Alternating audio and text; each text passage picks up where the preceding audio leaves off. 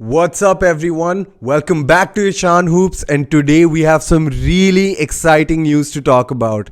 Kyrie Irving is officially a Dallas Maverick. I don't know if everybody knows, of course, my last video I wore my Mavs jersey. I am a massive Dallas Mavericks fan. I am a massive Luka Doncic fan, and I guess I have to be a Kyrie Irving fan now. There's a lot to unpack here. Of course, the Mavs gave up Dorian Finney-Smith, Spencer Dinwiddie, a 2029 unprotected first-round pick, and 2 second-round picks, one from 2027 and another one from 2029. To put into context how far into the future this first-round pick is, Luka Doncic, as of today, is 23 years old. This pick that the Mavs gave up will convey when he's 30 years old, 2 years after his current contract expires. That is an incredible bet to take. We know, the Dallas Mavericks obviously want to keep Luka Doncic forever. They managed to keep Dirk Nowitzki forever.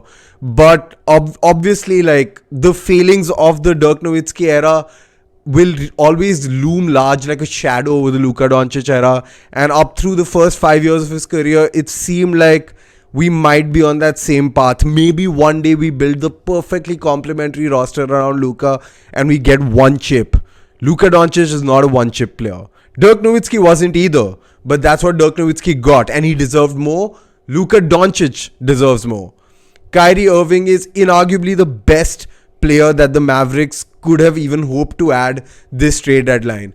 We are so critical of the Mavs not getting Luka help. Well, they have done it. Now we can't be like, this is not the help we wanted. We wanted different help. You have gotten an all-star starter. Kyrie Irving was ranked number 1 in guards by the players in the Eastern Conference, and Luka Doncic was ranked number 1 by players in the Western Conference. You have put together what should be the best backcourt in the NBA.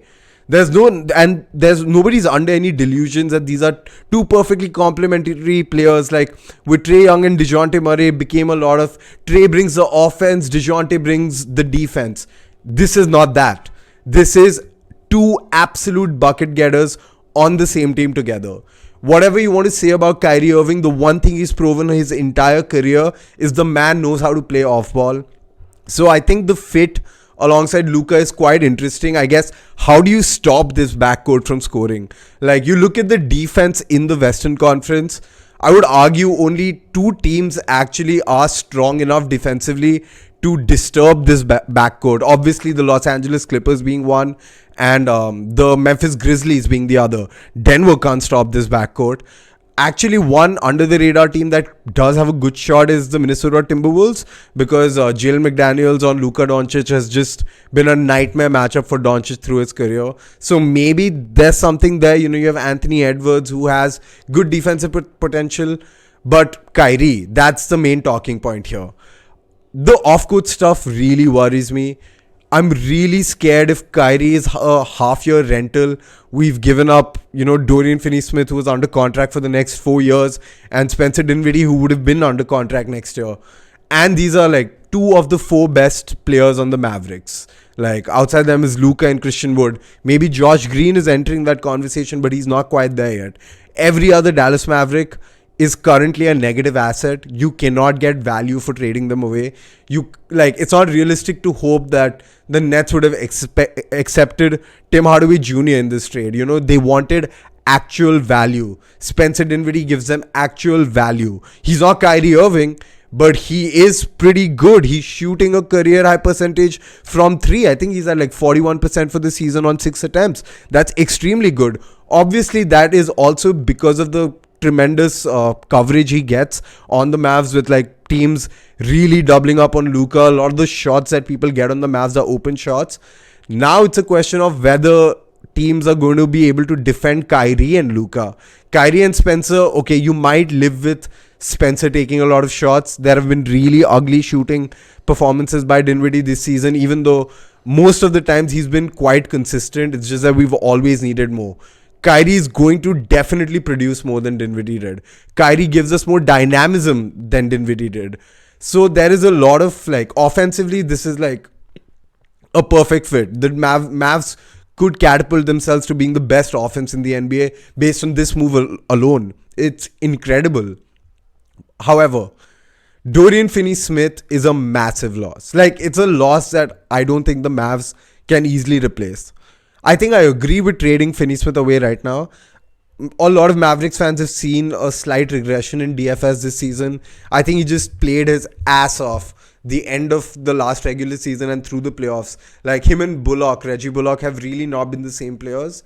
So I think if you had to trade DFS, this is the absolute highest value you can get. You flipped him for an all-star starter and you only gave up one pick. Obviously, Kyrie's contract, whether the Mavs are going to extend him, all of those are questions. However, for a franchise that's just been gun shy, always, it's always passive moves. We will keep cap space open and maybe we sign someone. It's never been the kind of team that like puts their chips in the middle and makes a big trade. And the last time they did that, it did not work out. Kristaps Porzingis was not a good fit. We're still paying the price of that trade today because the 2023 Mavs pick is most likely going to the Knicks. It's top 10 protected. Because of that trade, the Mavs were not allowed to trade their 2024 and 2025 draft picks because the way the protections were lined up, the Knicks could have had any of those picks. So, I mean, we made the most of a bad situation. It's going to be really interesting seeing how we address the deficiencies we have in the front court positions now. Obviously, we have a lot of bigs, not the best bigs, but we have a lot of them. We have like 4 rotational bigs right now in Christian Wood, JaVale McGee, Maxi Kleber, and Dwight Powell. Of course, Kleber's hurt right now. But in the front court, who do we have? We have Tim Hardaway Jr., Reggie Bullock, and Josh Green. I wouldn't want to play either one of these players at the 4 position. Only Maxi and Wood I would be comfortable with playing at the 4. But I think the Mavs definitely need another forward like ASAP. This team is just, the balance is off. You know, you have 2 extremely good guards. Like Luka and Kyrie on court is a phenomenal fit. Like, you cannot overstate that. This is going to be a magical pair. You're coming in for a show every single night with Luka Doncic and Kyrie Irving on the court together. That's guaranteed. But what about what's beyond them? Christian Wood can light it up. He's a scorer. That's good. Tim Hardaway Jr., if he's not a scorer, he's nothing. He's either scoring or he's being an active detriment through bad shot selection, inefficient shooting nights, and a really bad defensive ethic. Not good at defense at all. We were really good without Tim Hardaway last season. Obviously, you like to think that if Tim's back, you become better. And the roster isn't the same around him, but his impact has not been as good as Mavs fans were expecting this season. So, I think another move should be in the works for the Dallas Mavericks. You have to address your forward depth. Markieff Morris is also coming over on the trade. Of course, he then is another playable big we have. But I'm not too sure on Markieff's value right now. Like, he was basically like a throwaway in the deal. Like, the Nets had to give up another player to like make sure their rosters line up. And the Mavs right now need Markieff Morris. It's quite sad. Like, you know, we get some 3-and-D ability from him and really we don't have that right now.